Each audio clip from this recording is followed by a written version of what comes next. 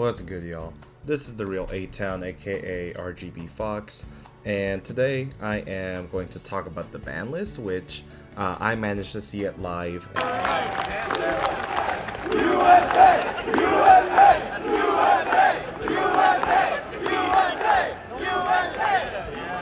And that was great. YCS Houston was an awesome event, as you will see in the video that I had posted not that long ago. And I just wanted to go over the ban list here because ultimately a lot of things change for the good. I think almost everyone that's seen the ban list was very happy, and I myself am one of those people. I knew about the ban list beforehand, right? Spoiler, although it really shouldn't be a spoiler at this point considering it is now Tuesday morning as I'm recording this, but the Fiendsmith cards did not get hit. So I went and took advantage and picked up the Fiendsmith core because ultimately, even though Engraver is getting reprinted, Tract hasn't, Requiem hasn't, Lacrima hasn't, at least not yet. So I said, I'm gonna take advantage and pick this up now, so that I don't have to wait and then spend more money later. And I'm really glad I did because it spiked up right after the ban list got announced. Now the prices have kind of gone back down, and I can show that here in just a moment. But yeah, ultimately we're just going to talk about the impact overall and see what people should expect from this current format that actually started yesterday on Monday on the 7th, as told by I actually don't know the name of the individual who always comes up with the glasses, but yeah. Let's go ahead and go over the current ban list as I mentioned before. So first thing, Cyberjar, Danger Jackalope, Tsuchinoko, Ava, and Performant Pal Monkey Board are all unlimited. The Cyberjar and the Ava impact is not going to be that strong. What Ava does do is it helps Drytron come back as a rogue deck, but ultimately I think Drytron has the same issue as Orcus does nowadays, where there are a lot of decks that do play Bestials, and so it makes Drytron a little weaker to be able to establish their end board. And with cards popping up such as, but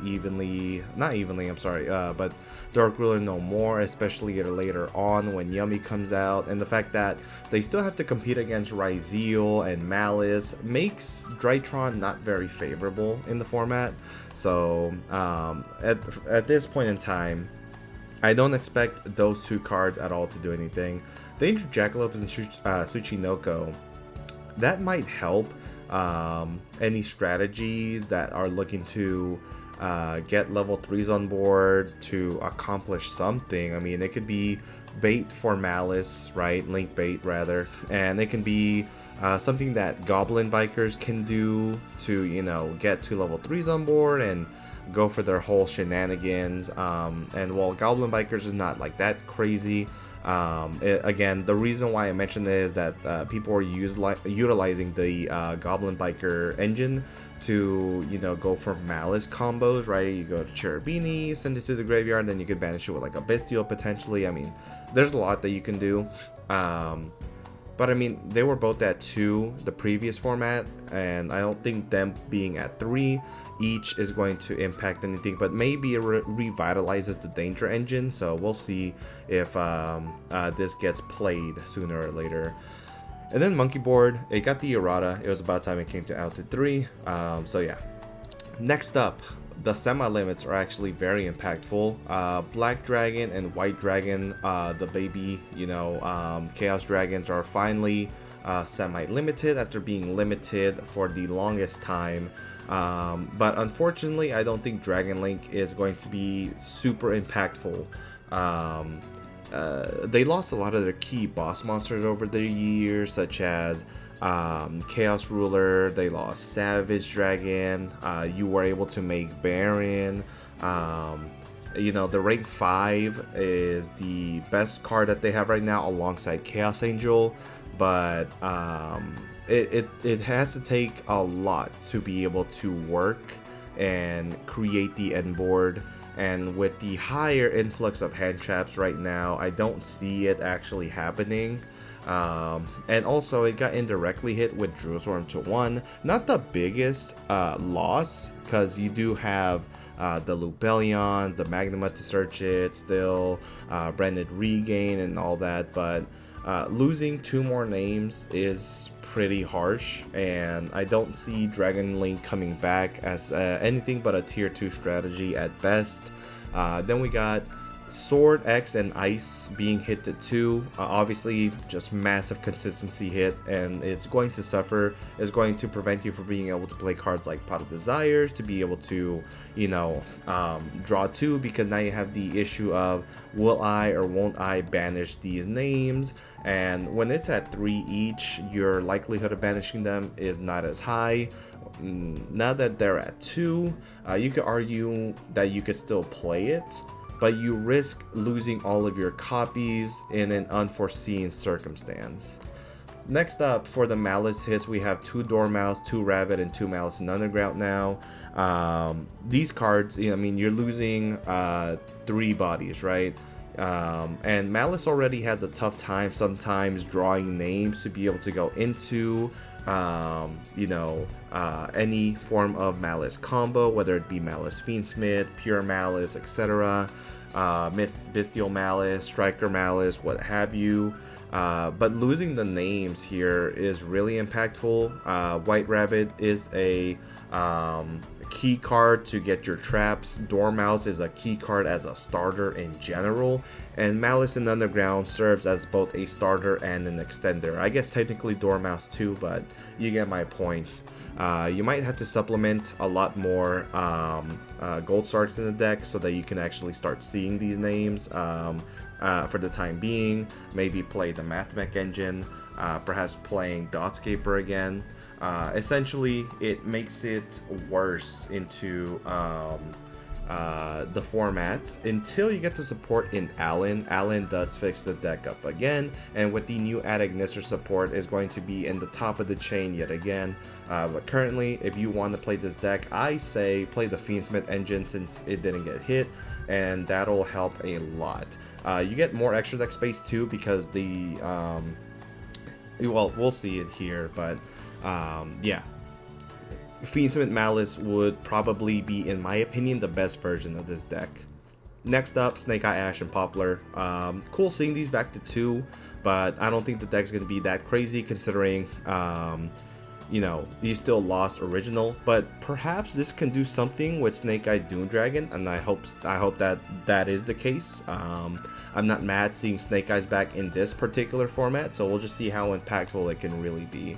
And finally, Unchained Soul of Sharvara. It boosts the consistency of Unchained a lot, but not to the point where I believe that it would still be, you know, a super insane meta call. After all, with Odeon and Mementos being in, you know, them being contenders to be able to actually you know, play into the Unchained board just seems to be a really bad spot, because the Odeon cards can potentially prevent you from destroying the continuous traps, especially if they go first, and then the Memento cards, you destroy them, they plus. So not the greatest revitalization of Unchained, but it's something that can work, and it would play very well into both Malice and into Ryzeal. Much like Fire Kings, if you blow up their attempts to set up a board, they kind of just go off the rails and are not able to keep up. So this is a good change. I like this. I don't think it deserved to hit to 1 when they initially hit it, but hey, they had to push product, right? Next, for the limited, Bestial Druid Swarm. This is something that should have been hit a long time ago, and I'm glad that it got hit to 1. I got rid of my stuff, my Druid Swarm. I actually didn't know that Druid Swarm was gonna get, you know, hit at all. So I ended up selling them because of that, and when they offered me the price that they did, I was like, that seems a little cheap for Druid Swarm. I think the leak affected a lot of people, such as myself. So I guess I should have just sold it Saturday, but that's my loss. Next up, Dimension Shifter. Great. I wish it got banned instead, but being able to play better into the format and seeing less copies of this into Maliss feels great. So 2-1 is nice. Masterpiece, I don't think this card should have came back. While I don't think that Masterpiece is actually going to be crazy, it's just going to bring people that like True Draco Stun and are wanting to summon this yet again for absolutely no reason. But I'm not that afraid of Masterpiece, so sure, I guess. Mathmech Circular, again, don't like that this card came back, but is it that crazy? No. I've seen the Ryzeal Mathmech combos, I've seen the Mathmech cards in Maliss already, and they don't seem to be very good, so sure. Next up, we have Ryzeal Detonator to 1. Honestly, this sucks. You are going to have to supplement perhaps Daigusto Emerald, perhaps Double Cross. If you get hit with a Metaltronus, it's the end of the line for you, so you can't really play pure. And even playing the Fiendsmith engine in Ryzeal, Detonator is a key card to actually, you know, play. And the fact that you are unable to set up a second one later on is just unfortunate, right? If you're playing pure, you'll have to play Star Leech to prevent the targeting, or, you know, who knows? I mean, maybe start playing Forbidden Lance, right? As crazy as that sounds, it's something that could be necessary. Perhaps playing Book of Moons. I mean, there's a lot that you can do, right? To not lose to the Metaltronus itself, but only having one means that Ryzeal's end board doesn't feel as crazy anymore, because at the end of the day, you'll be able to deal with the one detonator, and especially if they don't have Eclipse or a method to set up the Eclipse later on, that means you'll be safer into breaking the board without worrying about their follow-up the next turn. Do note though that Fiendsmith still has an incredible engine line for this deck, so don't think it's out of the loop. What I do say though is Ryzeal Detonator being 2-1 helps the extra deck, you know, being able to play other key cards, but the utility is not really worth it in my opinion, because I mean, double Detonator, right? Like, you need it. So we'll just see how the format goes on with the one Detonator, but I think the deck will still be fine down the line. Now, next up, one Bonfire. It was bound to get hit. It should have gotten hit before Ryzeal's came out, but the fact that it didn't meant that it kept a large consistency boost to the pure version. So shout out to Konami for letting us play with 3 Bonfire. Brilliant Fusion. I think the Seraph is still, you know, banned. I can check really quick. Turns out Seraph Knight is actually not banned at all, and it's you know, legal. So Brilliant Fusion, I wonder what kind of strategies you could set up with it. Funny enough, the Predaplant engine is still available, and while it is fragile, the fact that you can go Orphis Scorpio into the what's it called, the Cobra, right, means that you get access to not only a second normal summon, but also into Fiendsmith combo, because after you summon both of those cards, those are 2 monsters that you can utilize in order to go into the Fiendsmith engine. Not only that, but they're also 2 level 3s, which means you can go for Cherubini into Maliss stuff, or Goblin Biker, or, you know, anything you desire. That's actually really funny. I might actually play with that and see if it's worth trying, because it could potentially solve the consistency problem in Maliss. I might toy with that. Next up, Crossout Designator and Talent. These were hits that needed to happen. I don't think that these cards should have remained at the 3 each last format, but the fact that Konami finally addressed them is great. I am a little upset though. I had Talents at home and didn't offload them at the YCS because I just didn't think this card was actually going to get hit, but that's my lesson learned. And next up, the wow, nice screenshot. The forbidden list, right? The actual forbidden portion of this is seeing Griffin and Link Decoder hit. As funny as this is, I think this is the third Nightmare Link that got hit. Yes, the first two being Mermaid and Goblin, and now Griffin is on the ban list. This is pretty crazy, but I'm glad because like Griffin is annoying. It wasn't impossible to get over. I mean, after all, if you played Fiendsmith, Ryzeal, and you played Metaltronus, this was kind of an easy out.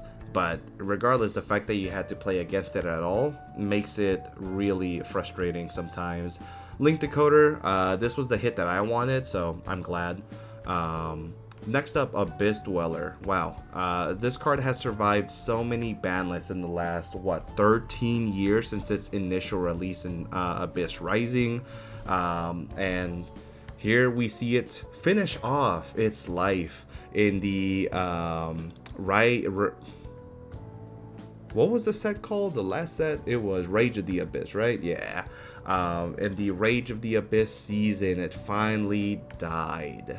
So, you know, I'm happy that it got hit, but good lord, it does suck that it ended up leaving us finally. That being said, that means the ultimates are going to be really cheap now, so I get to pick up infinite amounts. So if you guys have some and you need to offload them, let me know and I'll buy some ultimate rares here. And then let's see, the last card being Bahamut Shark. Funny enough, this is the hit that I called myself. My friends were saying, you know, why would this ever be the card that would be hit at all? If anything, they should hit Toad. Thinking about it, Mermail does lose a lot with the Bahamut Shark hit.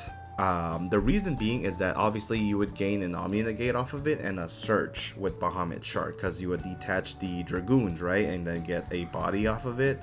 But here's the thing, them not hitting Toad actually is kind of relevant because Mermail can still make it. The reason why I say that is that you can play Swap Frog in the deck and send Mirror Mage of the Ice Barrier. Mirror Mage can be brought back with Freezing Chains of the Ice Barrier, right? Because if Mirror Mage is sent to the graveyard, you can add an Ice Barrier card that is banished or in your deck to hand.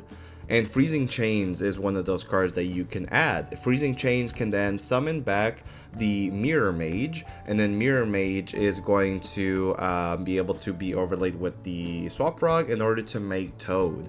So I am expecting that Mermail is actually still going to be relatively strong, and the best way for Ryzeal to go against it, being the Dweller, is now banned, which means Mermail actually may be a top contender still. I'm sure, you know, the top players are thinking about potential Mirror Mage combos, and back then it was just suboptimal to play it, but now it actually might be relevant so that you can have an Omni Negate against a Nibiru. Not only that, but also with a hand rip of 2. So don't think that Mermail is going to go anywhere anytime soon. I'm actually going to be expecting a revitalization of the deck, and I might even play it myself. Is it going to be worth it? Who knows, but for the time being, Mermail seems to still be in a relatively great spot. But what does suck, you know, no Abyss Dweller, no Bahamut Shark. If they want to get the Virtue Dragon to get the Virtue Stream, they are going to have to make that when they, you know, summon back 2 level 3s from the graveyard. But that's not really the worst thing ever, because not only do you get the trap and a monster back from the graveyard, you also get to link it off as fodder. So expect Mermail to still do great things in this format. Now, what am I expecting to see in this format? Well, I'm expecting to see a lot of, you know, potential Fiendsmith, you know, decks. This is something that I decided to want to play. I mean, after all, if you're not gonna hit the deck in any way, shape, or form, or rather the engine, then you might as well play something that you're comfortable with until you know, find something new. And for me, since I managed to get the Fiendsmith engine right away, I'm probably going to play it with the Kash Tiras for the time being. I don't think that this is the actual best way to play it at the current moment, but it's not a bad way, I'll tell you that much, right? I mean, the worst case scenario is that this becomes obsolete in like a week or two, right? And then ALIN comes out, so we're gonna see a lot of impactful changes. But Fiendsmith itself will be the best engine for any deck for the time being at the current moment. So this is what I'm working with for the time of making this video. Things can change soon really quickly, and what's great about this deck is that you get to still maintain the relevant hand traps against the meta, right?